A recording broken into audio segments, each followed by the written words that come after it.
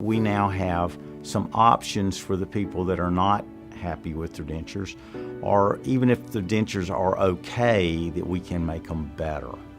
And so that's what implant-supported dentures can give us, is basically what we do is we make a new denture that is held in by implants. The best option in our hands for that is to put 4 implants on the lower where the teeth used to be, and then we use little attachments on the implants to snap the denture in place.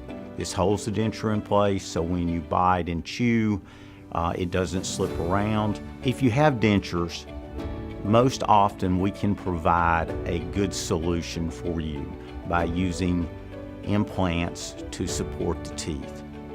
And we can either do implant-supported dentures, or we can even do new teeth in a day where you have permanent teeth. So you can totally get rid of dentures and not have anything that comes in and out of your mouth.